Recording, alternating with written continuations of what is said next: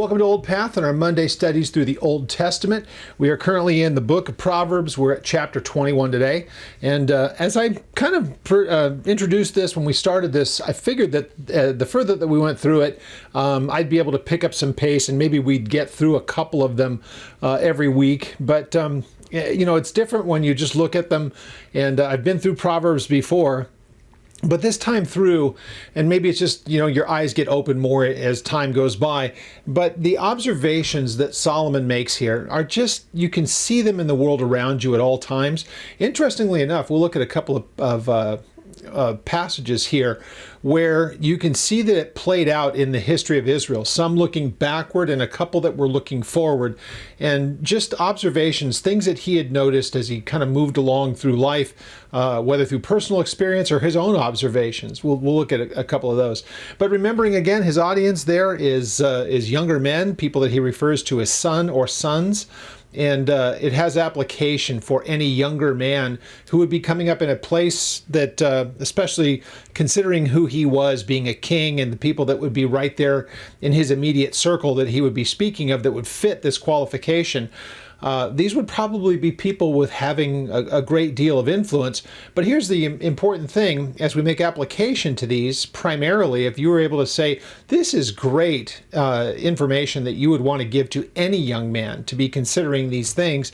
And then if we take it even a step further than that, say, in a practical sense, these work perfectly if you're a young lady and if there are things that are kind of significant or pertinent directly to a particular gender, move it to the other side and the same thing works. And I'm going to have a couple of examples of that today, which I think are plainly obvious. So Proverbs itself, just interesting. It's always good for us to remember the context of any book that we're studying. Who is the original audience? And then knowing a bit about the author and the reason for writing is always going to be beneficial to us to know why it is that they're written that way. So, interesting book. We will enjoy going through chapter 21 today. At the close of this, going through the topics that we've been going through, the question comes up, I mentioned it last Thursday on the Revelation study, whether or not we should be supporting a church and ministries that minister to us on a personal level. And the word that gets thrown out oftentimes is tithe. A church, to call it a tithe is not using the correct terminology, but the question of the principle behind it is what we looked at the end of the last study. And I'm making shorts out of these, so little clips, just that part, we're putting them up as separate things. Today I want to answer the question on 501c3 and nonprofits. And the problem that a lot of people have is that they think that it makes us beholden to the government. So I want to kind of go through the history of it. Is it really something that's helpful to a church? And I know people are very, very passionate about this one, but I'd like to be able to tackle it because maybe not many people, you know, take the time to really think about it. So I want to go through that with you and kind of, you know, take care of that one at the end of this. Last of the announcements, as I've been doing pretty consistently. We've moved our trip to Israel from March this year. It would have been this month in about a week and a half, but we've moved it to October. So if you have any questions about that, would like to ask some details about it, and something you might be interested in, again, assuming everything is peaceful there and that we could go and be able to see our full itinerary, that it's safe to go north to south there. All of that is contingent, of course, as it has been since we put the trip together that was supposed to go in springtime of last year. So with all of that being said, I can send those details to you. Our ministry's website is oldpaththeology.net, and there is a way to contact me there through email, and we'd love to, of course, have you come along with us on that, or if you have any questions, even topics that you'd like to see addressed, like I'll be doing today, any kind of topics. We're going to start getting into some of the cults and addressing the teachings of the modern cults and maybe doing some kind of different religions. What did the different religions believe about major topics within Christianity, about, you know, sin and those types of matters, eternity, those types of things. We'll probably start to get into that too. So if you have any recommendations, things that you'd like to hear addressed, let me know. So Proverbs 21, let's turn there and then let's have a word of prayer and we'll jump right into our text. Father, we thank you once again for the privilege that it is to assemble in your name And we are thankful for the promise that we have given to us by Jesus, that in his absence to the apostles that were there, so it remains with us today in the Holy Spirit who would pick up where Jesus had left off, being that face-to-face for those people. And now, not being abandoned, we have the Holy Spirit whom has been given that we might be able to know and to learn your word. And so we pray, God, that you would give us insight into your word by the Holy Spirit, and that it would be something that would minister to our own hearts and lives and minds, that we might walk rightly and honorably before you. So we give you all thanks and praise in Jesus' name. Amen. So we're going to notice a lot of this where there's the contrast that's been consistent through Proverbs, but it's the righteous versus the evil, and really the way that man tries to devise ways to make things work in their benefit. And that's what you find a lot of these are kind of dealing with that. But then really kind of what's going to be the end result of it, and how will this all work out in the eternal sense? And sometimes, again, remembering as far as the way that God had discussed these kinds of topics, some of them, the way that God would expose people for doing these types of things in the here and now of their times, it didn't necessarily have to wait until the eternal of things. Sometimes God would have it known, and the punishment for it was severe. So remember that when we think about the nation of Israel, these are people who are governed by God's law. Those things written in the writings of Moses. So ultimately, when you think, starting at Leviticus through the end, Genesis doesn't really cover the law. That was not, the law wasn't given until after Genesis. So though that's credited to Moses, the 5 books of the Pentateuch, it's really the last 4 that deal with God's ordinances, the things that they had to do. And so from Exodus to Leviticus, especially Leviticus, Deuteronomy, Numbers, Deuteronomy, you're going to find a lot of the things that were to govern them as far as their conduct, things that they could do and could not do. So in the same way, the penalties that were found in the law oftentimes were to be meted out immediately. Why that doesn't work in today's society and in the church is that it's not something that they have the legislative ability, or I should say the punishment ability, to impose things that you found in the law. And besides, some things have changed because of the New Testament, but we're not governed by the same kind of codified law with the penalties that could be exacted upon the people in the church as you had in Israel. So the things that Solomon may say here, he might say that there's going to be a consequence, and it may very well have played out in their lives. We would look at it through the church in these times, realizing that man is governed differently, and even the church is governed differently, and sometimes the things that people do in this world is going to be deferred. They will have to pay for it more in the eternal sense, if not here on earth. So we have some examples of that too, and I'll point them out. But it's, again, just really good for us to remember the original audience, and there's not always, and this is a good rule of thumb. I know I throw out rule of thumbs all the time, rules of thumb all the time, and this would be just a really, really good one. Never assume that you're the first recipient, and that oftentimes you'll find people that will read a passage and instantly jump right into the application of what they've read as though they're the first person that's ever read it, as though it was written with them in mind. Now, of course, God wanted people through the ages to understand this, and that's why we can understand the principles in Proverbs. But there are also some things that are taught to us in the law that are just not observed by the church. So, again, the keeping of the Sabbath in the same way that it's sun up till sundown Friday to Saturday, which is, traditionally believed.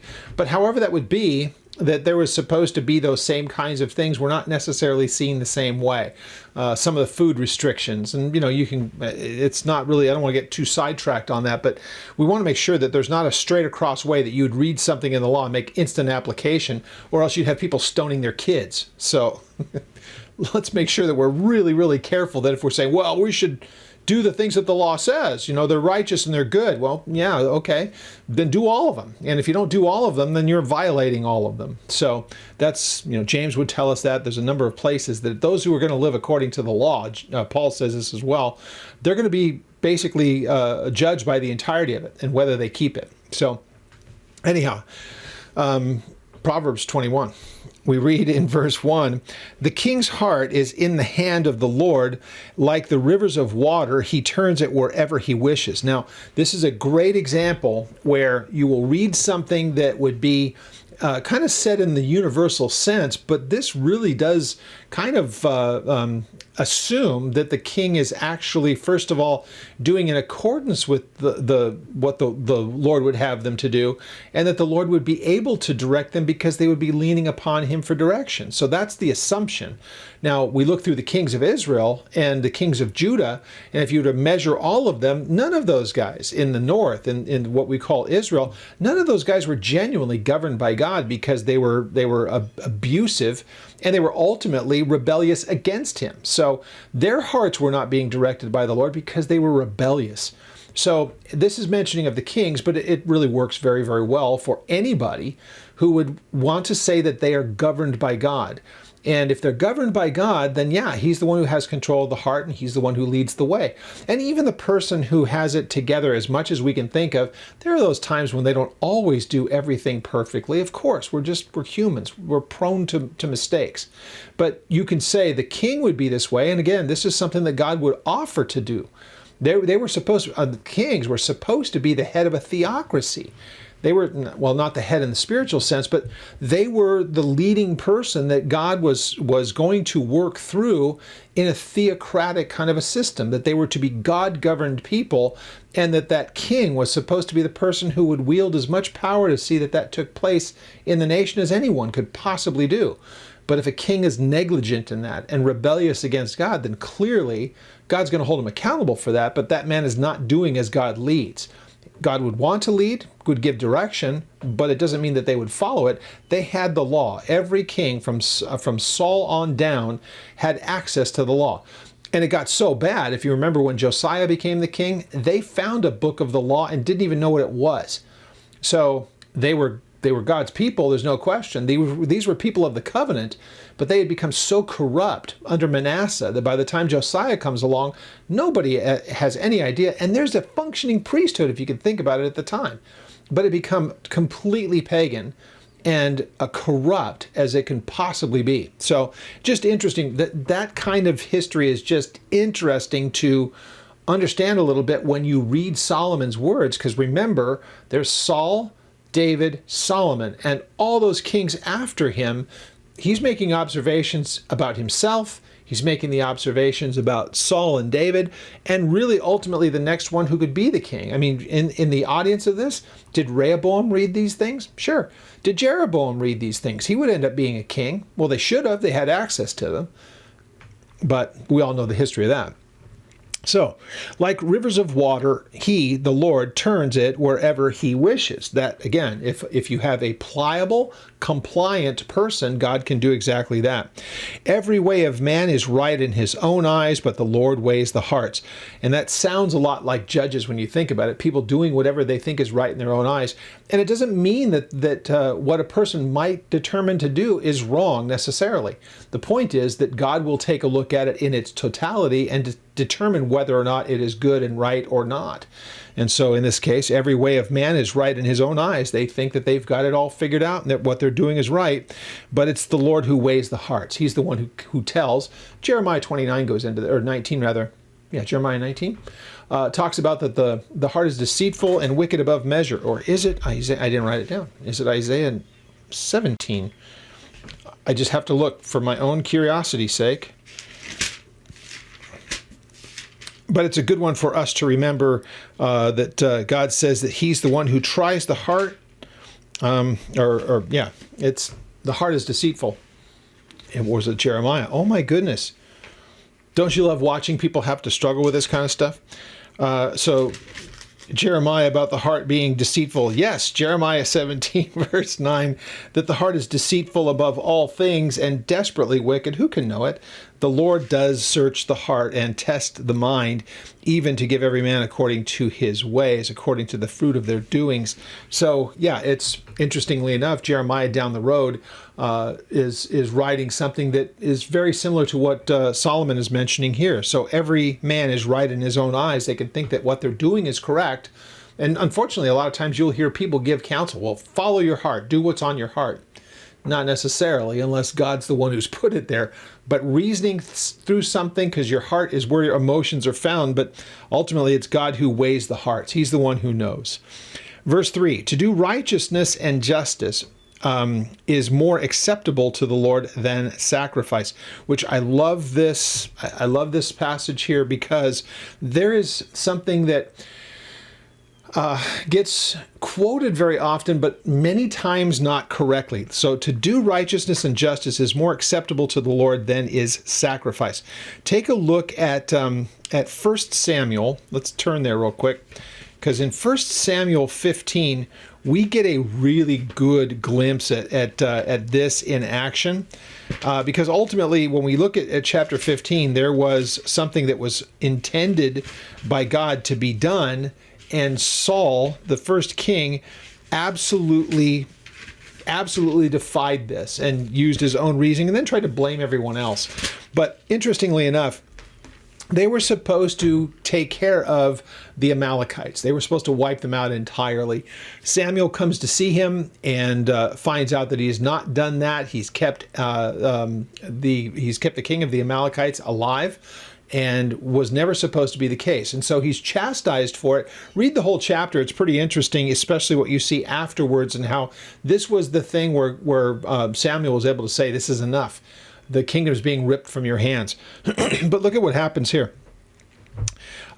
He blames the people, verse 21. He won't take accountability for himself, but this was typical Saul, and would act without thinking. Interestingly enough, Solomon has a lot to say about doing and acting before you've thought it through.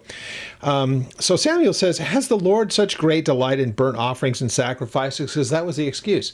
Well, we didn't wipe out even all the animals because we wanted to keep the best so that we could present it to God. That's not what they were told to do. So has the Lord such delight in burnt offerings and sacrifices as in obeying the voice of the Lord, which would be a righteous act? Remember what we just read there in Proverbs is about righteousness, to do righteousness and justice. Now, a king was supposed to do just things. They were supposed to be doing those things that would take into account everything. And before they made a judgment, it was a just outcome.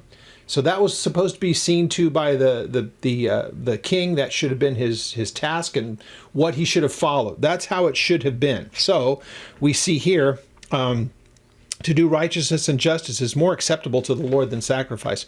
Had Saul done what he was supposed to do, he would have been obedient to the letter of what was being done, and all of this would have been avoided. Now, it says, behold, to obey is better than sacrifice. Obedience would be a righteous act, meaning that you're right as far as God is concerned. He is pleased with the outcome. So it would have been a righteous thing, and to heed than the fat of rams. And then notice this. Here's what we hear all the time quoted about this.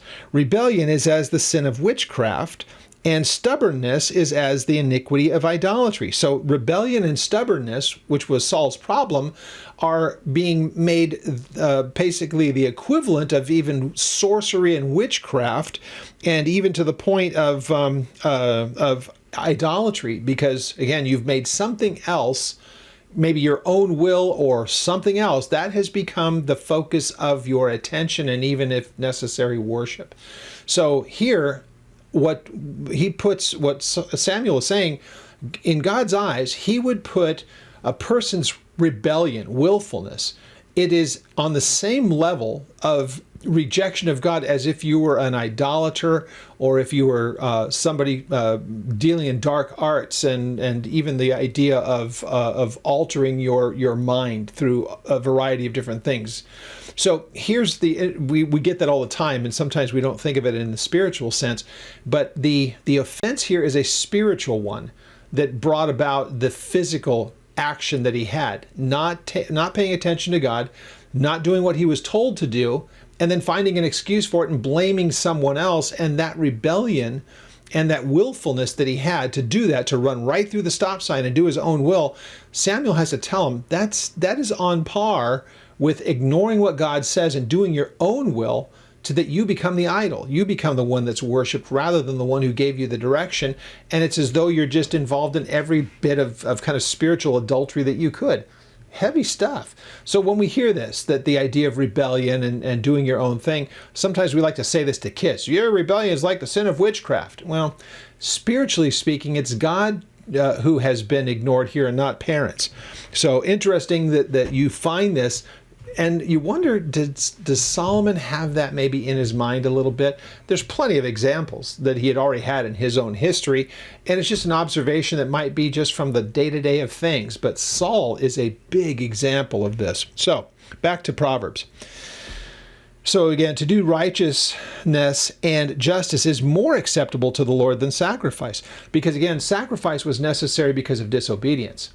Or, in Saul's case, we kept it because we wanted to offer it to God. God would say, just do what you were told in the first place. There's no need for offerings. So, as far as sacrifice for sin, anyway. So then in verse 4, a haughty look, a proud heart. And so the haughtiness is really that high, that lofty, that self-assessment. I am something. I'm really important. I'm great, all that. A haughty look and a proud heart. And the plowing of the wicked are a sin, even the work of their hands. Everything that they do, everything that they produce, as far as God sees it, it's sinful because it's self-motivated. It's not done for the purpose of honoring God. It's done for honoring of self. Verse 5, the plans of the diligent lead surely to plenty. And the planning that's being spoken of here is that's the thoughts and the designs. But that, again, what's implied?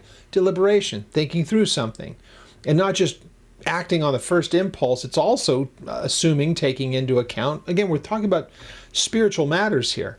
It means checking in with the Lord, making sure that what you do is right and honorable before Him and that He has had His input. Sometimes decisions that we need to make are as easy to determine the right one by just seeing if the Word addresses it directly, and then just committing it to the Lord. Yeah, good to pray about it because you don't know what the outcomes will be after the decision.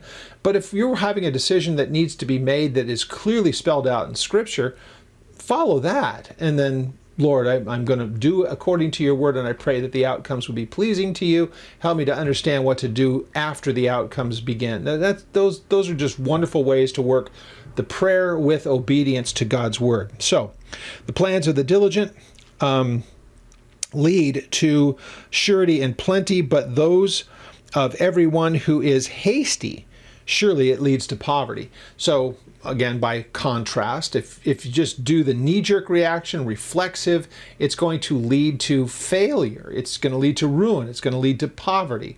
So very, very easy to see. We watch this in everyday things. We've probably got our own repertoire of things that we could throw out and say, yeah, I can find examples of when I actually studied to think about what my action should be, consulted with the Lord, was obedient to the Lord, and it worked out just like it was supposed to, as opposed to that ready, fire, aim way of doing stuff that you just react, and then you look back and think, I wish that I had taken a little bit more time to work through this rather than just act. We've all been there. So verse 6, getting treasures by a lying tongue is the fleeting fantasy of those who seek death. And in the fleeting fantasy here is just the vanity. It's the vainness of things. It's all about what's for me and how is it working to my benefit. That's when it works poorly. But treasures, getting treasures by a lying tongue is how you get to that point. Whatever gain it is to you, you've gotten there through other means other than doing it right and honorably, in this case lying and manipulating things to your benefit. Ultimately, that stuff's going to come back to your ruin. And so again, it's just the fleeting of things.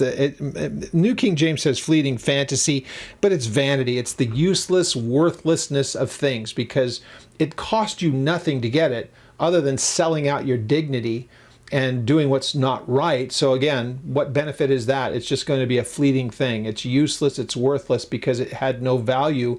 You were able to extort somebody or do something dishonest in order to gain it. Again, we see this in our world at all times. This is everywhere that we look. Verse 7, the violence of the wicked will destroy them. And again, the violence here that we think of, it's the idea of the violence is kind of like that vandal, the way of just you go to wreck things. There's malicious intent behind it, and it's just looking to destroy and damage. That's the violence that's being spoken of here. The violence of the wicked will destroy him. It's going to come back on them because they refuse to do just things or justice. So what they do is unjust, and it leads to their malice and their ill intent.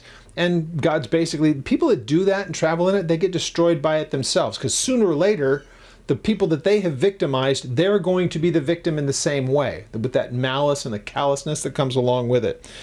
And again, I would just say, as you hear these, even if you need to just pause for a moment and hit pause on the recording and just say, where do I see this happening in the world around us? You will probably find that you can find examples just in the last week, even in your own life, or just stuff that you've seen in the news or whatever else, that this stuff is on display all the time.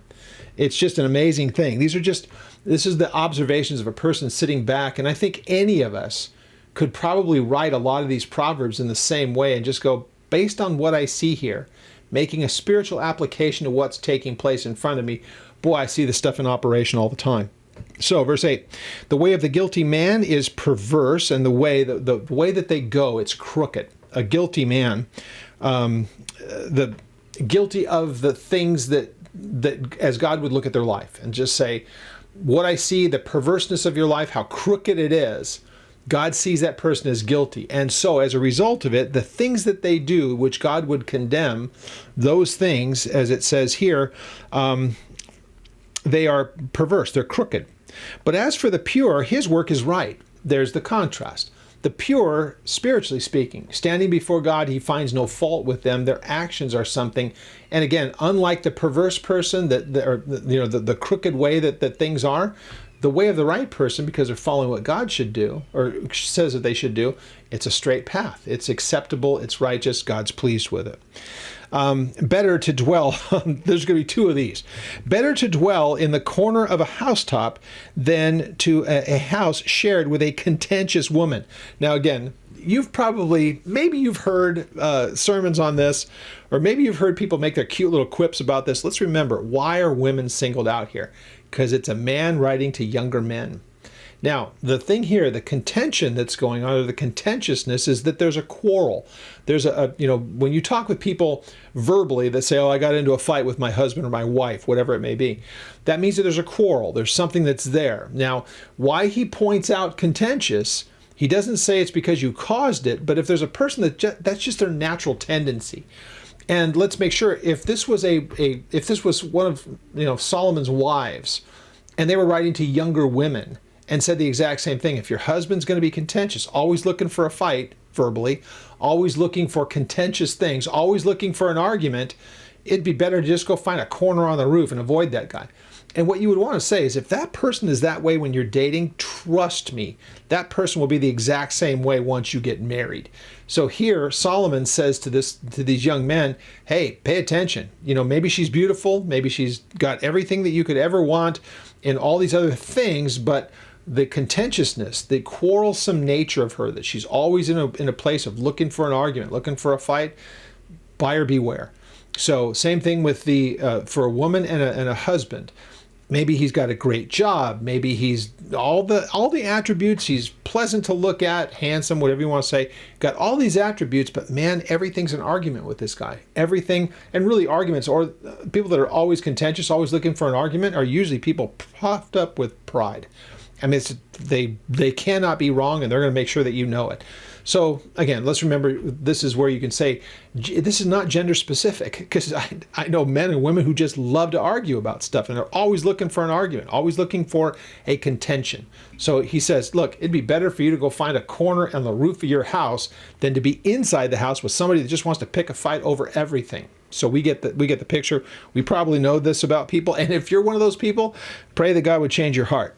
So verse 10, the soul of the wicked desires, they crave these evil things. And again, remember, if we were trying to say here, well, what does he mean by evil, and how do we define what that is? Let's just say it this way. Who's the one who decides what is evil and what is not? It's not other men, it's God himself. So you would want to say, what does God consider evil? And then look at the lists where those things are enumerated, and it's really anything that you would find that's rebellious against what is in the written word of God. Anything less than that is some degree of evil. So these are the people who desire, they have a craving because of their wickedness to do those things that God would define as evil rather than good. So he says, and his neighbor finds no favor in his sight. No one can get along with this guy. So even the people that are close to him, maybe in proximity, everything about this person, because of their wickedness, everything that they devise is evil as far as God is concerned. When the scoffer is punished, the simple is made wise, but when the wise is instructed, he receives knowledge. Now, there's a couple of ways that this is looked at here. If the first clause and the second clause are seen as the same person, it looks a little bit different. There is another way that you can look where they're kind of independent of one another. So let me give you both options because they're both observable. We've seen it. Now, when the scoffer is punished, the simple is made wise. So if a simple, in the first of the scenarios, a person that's a scoffer, it's a person that's always kind of like the quarrelsome person that's there. It's the person that's always looking for the quarrel. It's the mocker. It's the person who scoffs at things. And if that person, in all of their scoffing, is shown to be wrong and it's exposed, even the simple person that's watching, that's maybe not really all that familiar with any of what's going on, would be able to look at that and go, man, I'll learn from that. I will not repeat what that guy did. So they can be instructed. That would make the second part of the proverb kind of an independent thought, and it would go like this. But when the wise is instructed, he receives knowledge. And so the instruction is that they don't look to argue against it. Instruction is given, and they will receive that instruction without quarrel, and they will then be able to gain the knowledge. They'll know those things and they'll be able to move on. God has taught them something valuable in the process. That's wonderful. Now, if the two clauses are speaking of the same person, then the person who is simple is also the scoffer. So the one that is scoffing and just, mocking and all of that stuff, the one that is there, the mocker, if that person is punished, then that person who is the mocker, who is also the person that is simple, is then made wise. So because of their simplicity, because of their lack of understanding, their lack of knowledge, they were going to be scoffing and they're going to be corrected. Now, after that correction, if that person turns to wisdom, and then we'll start from that point, instead of being the scoffer, will be the person who pursues after wisdom, then they will be instructed and they will receive the knowledge. So it's that progression going from the scoffer to the person who decides and desires to go towards wisdom. Now, I would have fit in that second category at times, and I would have fit in either one of the categories. I can watch somebody else go through something and I can learn from them, even though I'm clueless of what they were going through, but now I know because I've watched them go through it. I've also been on the other thing where I've had to be corrected, and it's made me, I don't want to be corrected anymore. I would rather, instead of just running my mouth and being corrected, I'd rather sit back and watch. Wisdom would dictate that. I don't need to be like I used to be. Let me walk in a way that I'll be looking for information, and then as God gives it, I will learn and move on. So either one works. Hopefully that was clear. Verse 12, the righteous God wisely considers the house of the wicked, overthrowing the wicked for their wickedness. This is one of those great examples where under the law, God would see people doing overtly wicked things and want them rooted out. So all the way back into the time when Moses was doing his thing, coming out of Egypt and the beginning of the law, when that stuff was going on, sometimes God would make it very, very clear. When they came into the land, remember the whole thing with Achan, and they went into Ai, should have been no problems, but before they actually got into Ai, Achan had plundered and taken idols from another one of their conquests coming into the land. So it was found out, and when they failed at Ai, and Joshua said, why did we fail? And God says, well, you should have checked in. I would have told you about Achan before that, and you wouldn't have failed. So that idea that God will let people know and give them instruction right away, that wickedness will be exposed. To us in the church, sometimes it is. Sometimes those things are found out, but we can make sure that we understand this too. Even if people get away with things, they can't do it indefinitely. The day will come when they will have to give account. So depending on what you're looking at and whether or not something ends up getting exposed, the people under the law would have a different experience about that than we would here in our world, in modern times. So, verse 13, whoever shuts his ears to the cry of the poor will also cry himself and not be heard. Sooner or later, you might be in the same exact place. Just an observation. If you turn your attention away from those who are in need, and you know it's a genuine need, but you turn away for no reason, wait until your turn comes and there will be no one to answer, just as you didn't answer. A gift in secret pacifies anger, and a bribe behind the back strong wrath. So again, this is a little bit misunderstood because of the English here, because the second clause, if it is the way that it's laid out, doesn't seem like it's supposed to be seen as a contrast. It's basically saying the same thing. The bribe behind the back makes it sound really, really awful. But the bribe behind the back wouldn't be, it's really, in either case, it's to pacify. It's, there's something that's an offense. Let me make it right. So the bribe behind the back just means that it's kind of close to you. It's done secretly. You hand it to them. You're not making it as an outward thing, because there's no sense in vocalizing it and making it something that everybody knows, because they don't know much about it. It's if there's person to person and there's some wrong that's taken place. This is about recompense. This is about making it right, but doing it in secret, face to face, secretly, quietly, not making a spectacle of it, but just making it right between the person and you. So again, if you're just doing this secretly, you're not doing it so that everybody can see, it's like, what a great guy, he's made it right. It's the other way around. It's like you're coming to the person, making it right, and you don't care who else knows about it, because you're trying to get it right between you and the person, and not so that you can look like the hero. So, verse 15, it is a joy for the just to do justice, but destruction will come on the workers of iniquity. So the workers of iniquity are happy with their iniquity, and destruction is the outcome of what they do. But this one, this is a challenge. It's a joy for the just to do what's just. It's not always easy to do what's just. And so the question would be, and just is a very, very broad thing. It's you look at all the available evidence that's there, and the just thing is to do A, B, or C. Just things could be very, very simple. They don't really cost you anything. As far as God is concerned, we're not to hold grievances against people. The just thing to do is to forgive. Is it easy? It's not easy to forgive necessarily. We always want our pound of flesh.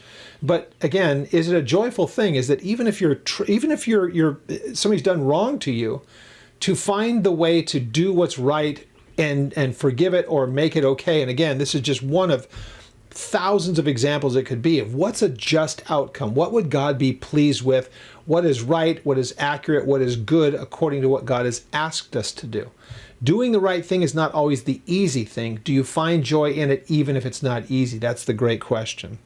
But the opposite to that is that destruction is the outcome. Now see, remember, for the person to do justly, it's a joy to them. For the person that's the worker of iniquity, destruction's what comes, and they don't care because they enjoy doing that. That's supposed to be the contrast. In what do you find joy? If you find joy in iniquity, you're going to be destroyed by it. If you find joy in doing just and righteous things, though it may not be easy, still it's joyful. Really cool. Verse 16, a man who wanders from the way of understanding, and the way of understanding is what God has given as far as direction. And that may come through people, it may come directly through his word, however that may be. But how is it that God is able to explain to us what is acceptable to him through understanding? He's conveyed the truth to us, and we're supposed to walk accordingly. So it tells us that a man who wanders from the way of understanding will rest in the assembly of the dead. It will lead to their destruction. So not doing as God had asked them to do. Once again, I mentioned him earlier. Achan didn't think much about taking the idols, but look back what happened when he was exposed for what he did. He was put to death for it. So there's great examples. And there's lots of Korah, same situation, challenged Moses. How'd that work out for him? The day that it was finally brought to light, the ground swallowed him up and he was no more. So interesting how that works. Again, Old Testament, men under the law, a nation, not the world, but a nation of people governed by God. Here we can say in the equivalent in our modern day is the church itself and how it's to be governed by God. But sometimes that immediate of things and the way that the church will act and even if they do, the churches that do, when it comes to the matter of discipline, is not the same way. It's not worked out into the same degree as it would have been in the Old Testament. So understanding the audience and the time makes a lot of sense in this. It helps us to understand quite a bit better. Verse 17, he who loves pleasure will be a poor man, because you're just going to spend it on whatever is pleasing to you. And he who loves wine and oil will not be rich. That's the whole prodigal story that Jesus gave. So whatever you can do for today, whatever you have in your hands and your resources, you just go ahead and spend it on whatever. It's all about your pleasure. It's all about what is pleasing to you at the time, and you just have nothing to show for it. It goes right through your hands. The wicked shall be ransom for the righteous, and the unfaithful for the upright. And so, yeah, the things that the unrighteous want to do, when God exposes those things, it works out in the opposite way of what the plan was.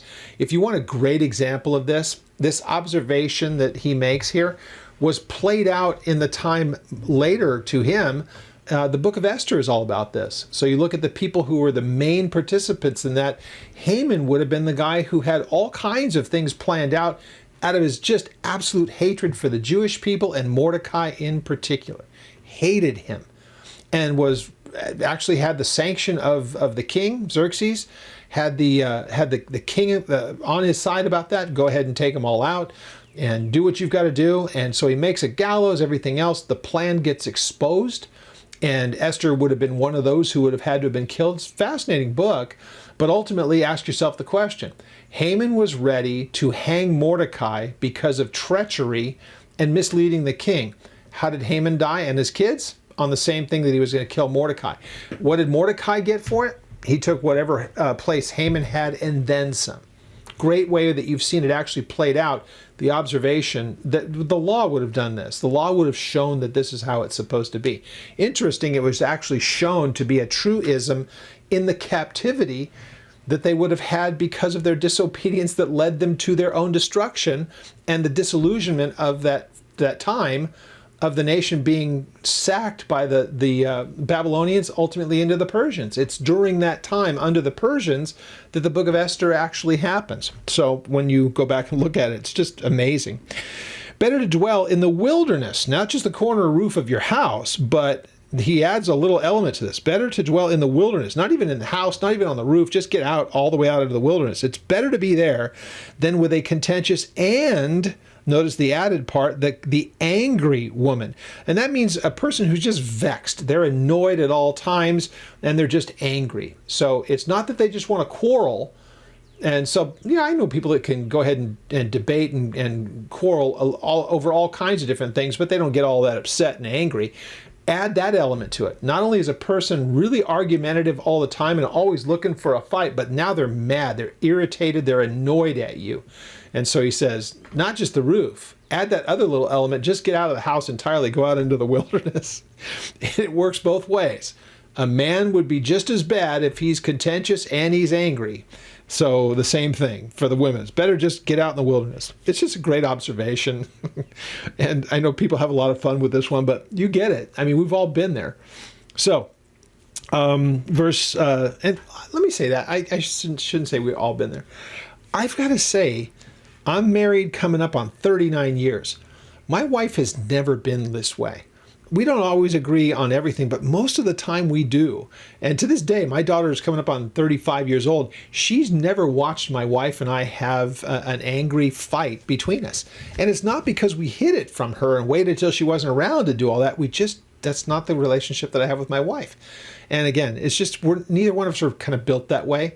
We have strong opinions, there's no question, but we can work through those things without it becoming contentious and angry and everything else. It's not in our makeup. It hasn't been all along. And I'm grateful for that, because I wouldn't want to be on the roof of the house or out in the wilderness. And I'm sure she wouldn't want to either. All right. In verse 20, there is a desirable treasure. And that doesn't tell us what that is. But the interesting thing, the only thing that's mentioned by name, the oil in the dwelling of the wise, but a foolish man squanders it all. Oil was just such an important part of just the life of the people at the time. So oil is mentioned, but treasures is much more in the general sense. This goes along with the idea about just spending it as soon as you get it. Same kind of a thing. There are people that will treasure up. They will hold things rather than spend it all. And we met these kind of people, man. As soon as something gets into their hand, it goes right back out. And there are other people that they value things. They treasure these things up and they will hold them. They will use what they have to, but they will keep some back. It's important for those times. Again, if it's just a matter of hospitality, when people come over, you want to have something for them. Or if you have need, if there's a time when lack comes around, having something in reserve is a good thing, as opposed to the person that, well, I've got it, so I might as well spend it. Burns a hole in your pocket is that old adage. So in verse 21, he who follows righteousness, that's the pursuit, following after, it's a pursuit of it. The person who follows righteousness and mercy finds life, righteousness, and honor. Obviously, we just see that. You could use all the opposite terms and the same thing holds true. If a person does not follow righteousness, if they follow unrighteousness and the opposite of mercy, just the idea of vengeance and all the rest of it, if that's what they follow after, then of course they're going to find the opposite of things, not righteous, not honorable. So you just see that one leads to the other. That's the ultimate to this. And again, that's woven all throughout the Proverbs. A wise man, this is an interesting one. A wise man scales the city of the mighty and brings down the trusted stronghold. So even a person, if they're strategic in the way that they're looking at something, it may seem insurmountable, but if they'll take the consultation of the Lord, if they will do what's right, and they will then scale that city, and they can even bring down a stronghold. So we get the idea of this and how it might make application. We know what Paul talks about bringing down strongholds, and that's by bringing captive. The strategy, bringing thoughts captive to the obedience that we have in the person of Jesus Christ, letting God have complete run of our lives and give us the ability to overcome the strongholds, things that would otherwise just be able to defy us and bring us down. We watch this play out in the history after the time of Solomon. When you go back and look at how the Persians conquered the Babylonians, and going back to what if you remember what Daniel had to say to Nebuchadnezzar in Daniel chapter 2, when it was that figure that Nebuchadnezzar saw in his dream of the golden head and the silver, each of the empires that came after, when he said to Nebuchadnezzar, "You're the head of gold. Babylon is the head of gold," he refers to the second one to being inferior. And of course, at the time that Daniel sees it, Babylon is the world power. When the Medo-Persians took them over under Cyrus, King Cyrus, it wasn't that they won some battle. It's because of the cunning and the strategy of Cyrus. They dammed up the water going into Babylon, and they went in through the tunnels. And they defeated the city before they could even know that they were under attack. So it was just a strategic thing. And here, of course, interestingly enough, these were not people who honored God, but the Persians had their share of times when they recognized the God of Scripture, and that there were some pretty amazing things. Cyrus was the guy that God used by name, called him out by name 100 years before he was on the scene, and said, "This is the person that he's my servant," because he was the one who not only conquered the Babylonians, but he underwrote the initial return of the people to the nation of Israel in Zerubbabel's time. So the first of the people that came back after the captivity of the Babylonians into the Persians, it was Cyrus, that king, who helped to bankroll the sending back of the first people after those 70 years. So really an interesting, I love the history of this, something I never would have cared about before I was saved. So verse 23, whoever guards his mouth and tongue keeps his soul from troubles. That is about as obvious as possible as it could possibly be. The guarding of the mouth and the tongue means that, again, there's a deliberation. Before you speak, you've thought it through before you just say anything. Not the first thing that's on your mind. It's always best to be careful. A proud and a haughty man, a scoffer is his name, and he acts with arrogant pride. So we've seen some variations of this, and the person that is, he's known, if you would just call that guy scoffer, it's as though that's his first name. So the person, as it says here, the proud and the haughty, the person that's self-exalting, that person who thinks of themselves in such favorable ways, we would look at him, and if he had a name, we would just call him scoffer. So he's a boastful mocker, and of course it says here that he's an arrogant. It just means it's excessive, it's overflowing. Their own, when they try to tell you about themselves, it's just over the top, it's self, I'm the greatest. We know these kind of people, and some people would say it's our president. So, yeah, well, we're going to leave all that alone. But the idea of pride and the hubris of mankind, that is what we're talking about here. People of great self-importance and self-value. And I expect this of humans. I expect this of all people, especially the more successful a person is, the more they've been able to do over the years, the more this is going to be thinking that it's really about them and not some other possibility. So anyway, how do they come about it? The desire of a lazy man kills him. That, the pursuit of it. What do they want? They want after, and they desire their own laziness, and it leads to their destruction. It kills him. For his hands refuse labor. He won't create for himself. And again, in the time that this was written, in that kind of a kingdom, if a person didn't labor for themselves, they were not to be provided for by someone else. It means that they're becoming derelict on their own responsibility. There wasn't a welfare system in Israel for the people that wouldn't try to do what they could for themselves. Again, there were the poor that were among them, if it was for no reason other than themselves, and if they could, they were to be taken care of. Widows, orphans, people that were disabled. That was supposed to be done by the people in the nation of Israel. So, a little bit of understanding of the history of it, and of the actual people who are supposed to be here. Again, this is being said by a king to future nobles and kings, probably as much those guys as anyone else. So it says he covets greedily all the day, and it makes it seem like verses 25 and 26 are together. They're probably not. And the way that they lead into it by he covets, it could be the person who, or he who covets, not necessarily speaking of the verse 25 person, as a second thought here, different and detached. But the one who covets greedily all the day long. So there are those, the one who would covet greedily all the day long, as opposed to the righteous gives and does not spare. So on the one side, you've got the person that all day long they're only consumed with coveting, wanting what someone else has. And the person who actually does have is willing to just freely give it away. Whatever's necessary, they will meet that. They will do what will be helpful to someone else. This just shows the contrast of the person that is self-absorbed as opposed to the person who says, of the increase that I have, I'm willing to give and to share.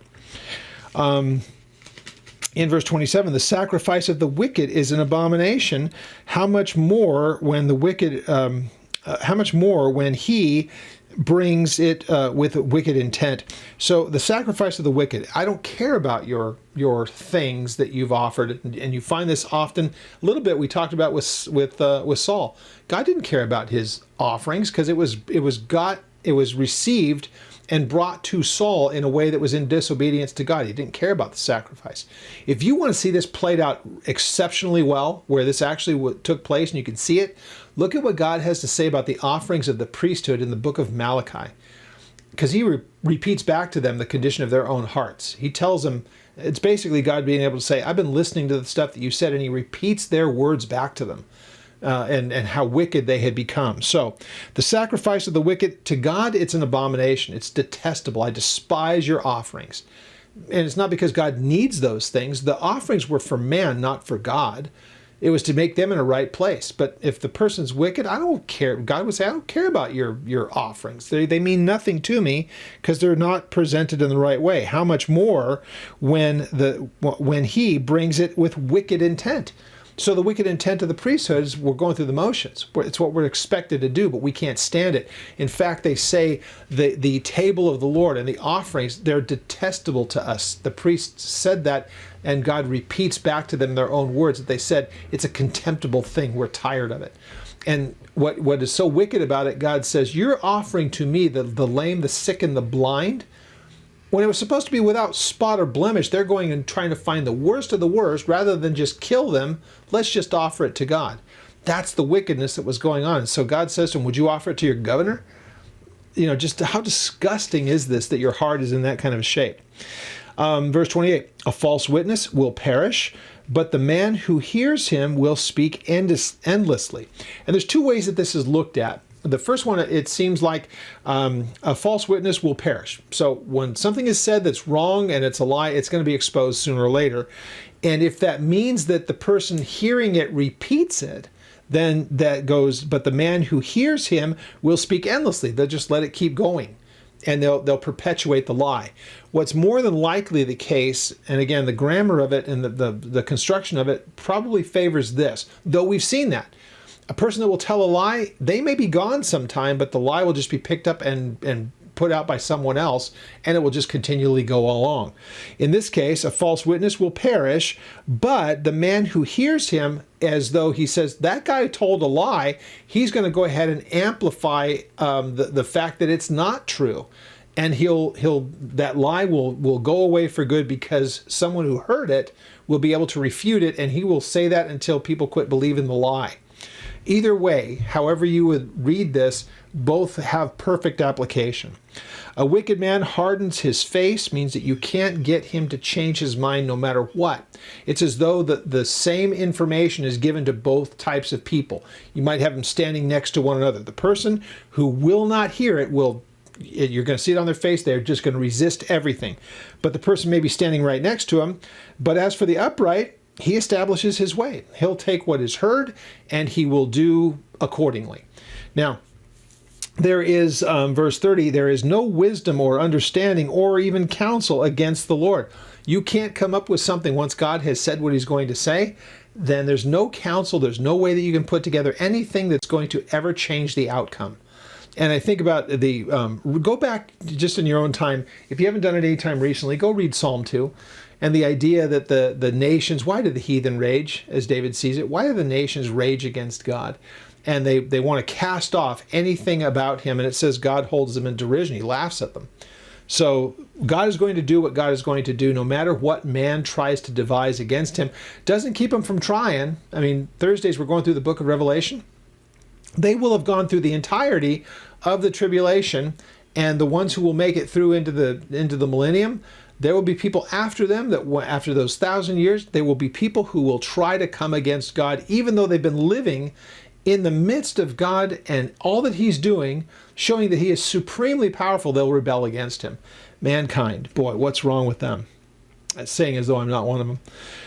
The horse is prepared for the day of battle, but deliverance is from the Lord. And this is seen throughout the history of Israel. And again, the idea of in the times that would be then, if you're to try to look at military might, there's no better way of saying that's quite an army than to look at the horses and the chariots and all the things that are there. That's formidable.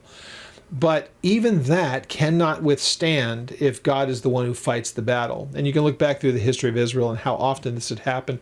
Solomon, by this time, is able to have seen the successes of his father.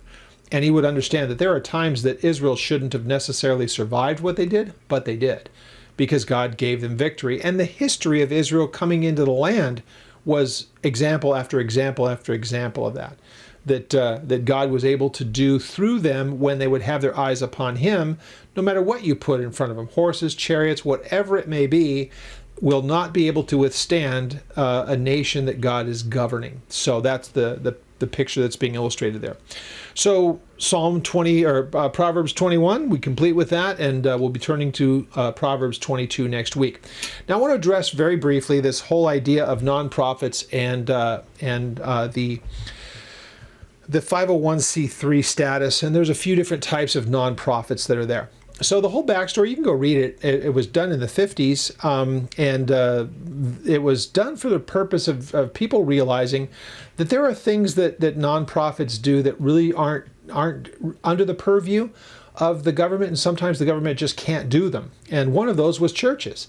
And so the ministry that people would do was something that the government wasn't equipped to do, wasn't able to do. And again, if they really understood what a church is supposed to be, and if a pastor is doing what he's supposed to, then it's really something that God enables them to do. They can't do it on their own anyway. So there's no way that the government could do something like that. So what they realized, though, at the same time, when it's like churches, and I'll just use them because there's many other things that fall under 501.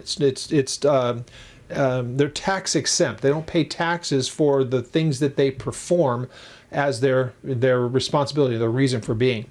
And they realized that as far as a church is concerned, you can't charge for the service. You can't say, if you're coming to church today, the entrance fee is X number of dollars. That would be for profit. So a church would not be charging for their services. People could come and go and never give a dime to that church. But if they were going to support that church, there's a couple of things. A church will probably not get enough in support that they would be able to pay their taxes like a normal business would. So whatever would come in, a portion would have to go back out, let alone things like property tax. And so property taxes could absolutely destroy a church. And I'll get to the church that I was the pastor of in California and give you an example of that. So the thought was, we will make it where we will allow churches and other nonprofits not to function as a for-profit kind of entity. We will treat them different because it's not something that we do. It's not under our purview. So this was a way of saying for those ones, they do noble work, and we want to try to work with them and make it possible for them to function as they're supposed to. Now, does that mean that there are abuses or wouldn't be abuses? Of course. Anytime that you carve out something like that, you will have people abuse something. But in the perfect world, with the ideal would be what they do is a worthwhile thing, and they don't charge for their service. So if people want to support them financially, great. The people will be able to do it tax deductible for those that would itemize it on their taxes. But more importantly, the entity itself would not be subject to the same kind of taxation that a for-profit business would, that if you want to go in and buy a sandwich, you got to pay for the sandwich. You want to go to church and sit through a Bible study and be ministered to by the people there, drink the coffee and, enjoy the lighting and whatever else may be, you don't have to pay for it. You can come and go as you please and never give them a dime.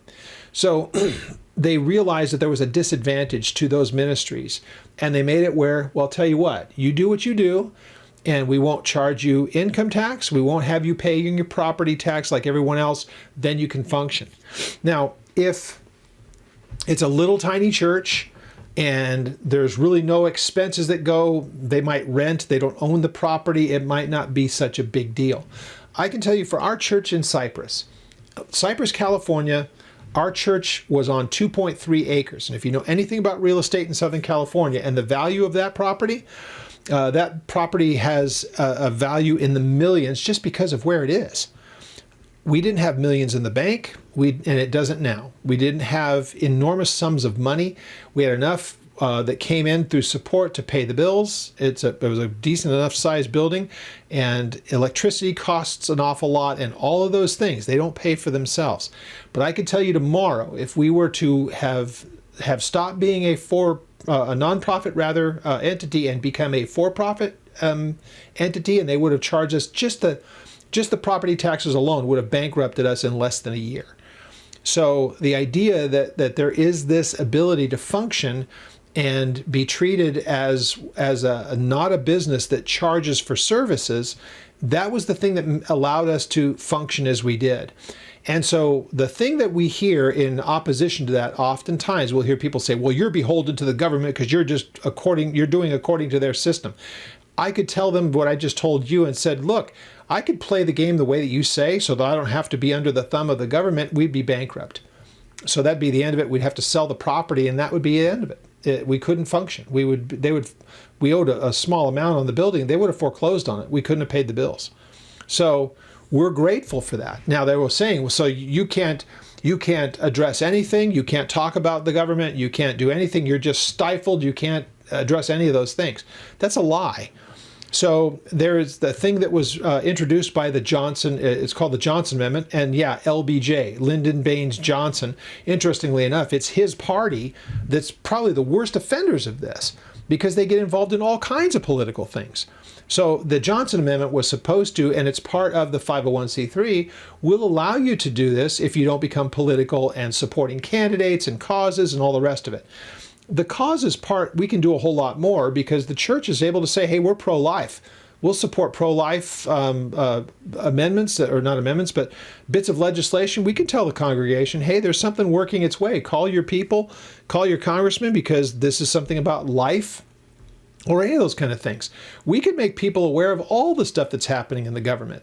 The only thing that could have possibly triggered a potential argument against us is if I brought some political candidate, put him up on behind the pulpit, stood next to him and said, vote for this guy or for this woman, and if you don't, there's a problem, however you'd want to say that. But man, we see them get real close to that all over the place at election season, and yeah, the Democrat Party is the worst offender of all of that. We see it. But, be that as it may, to my knowledge, last I checked, the the Johnson Amendment has never made it through. Ever been challenged against the Johnson Amendment because it's never gone through any kind of litigation. So it was just an important thing that when I, as the pastor, would get around to election season, people would ask what I was doing as far as my vote was concerned. I had no problem sharing what I was looking at for all the different things, for all of the candidates, for all of the different ballot measures, things that were taking place. And I would say, I can't endorse any kind of a candidate, but once I step down from the pulpit, I'm just a private citizen. I'll have no problems talking to you about these kinds of measures. And if you want to know where I get my information, I'll be happy to make it available to you. We could put out we did voter registrations, and we also put out platform things. What does a candidate believe? Because here's what they've taught. We just wouldn't tell them how to vote on it. It wasn't our place.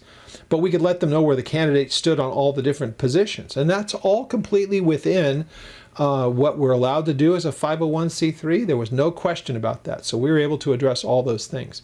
So for those people that say, well, if you're a 501c3, you're just you're dancing to the tune of the government and it's not a valid thing and all the rest of it. They don't understand what it's like to be in that position of overseeing a particular ministry that is a 501. If it's treated as a for-profit business, then it will go bankrupt. Most churches can't pull it off. The ones that beat their people over the head about, the prosperity gospel, some of those guys can get away with it because they're worth millions. But that's not the rank and file. That's not the normal. They are the radical exception to the norm. So just wanted to address that part going along with the idea of support. And the idea of support, churches are one of those 501s that is a really different entity. And I was glad that we had that because it gave us the freedom to be able to minister to people in the building that we were in, that if we were a for-profit entity, you can't charge people to go to church. We would have folded. It never would have been able to exist. So there's that fine line between the two things, but I don't think churches should ever be afraid to address matters in the culture. And they shouldn't have a problem. I believe that we should have a voice in how our leaders are elected, but there are plenty who will disagree with me on that as well. But as far as the 501, I just want to kind of put to rest the what I think is misinformation that's put out by some about what that actually is and how it functions, and that we shouldn't have any part of it. Well, then find another church or just start meeting in a house somewhere, because there's no possibility of being able to function for most every single church, if not for the idea that the government saw value in that kind of work. So that is that for that. We will pick up on Thursday in the book of Revelation. We are currently in chapter 17, and we'll probably complete chapter 17 this Thursday. I'd love to have you along. Please be a subscriber to the channel. Hopefully you do. And pass it along to other people. If you like seeing through the Bible study and you agree with what we do here, let your friends know about it. We'd love to have people viewing the channel. So we'll pick up Thursday in Revelation 17.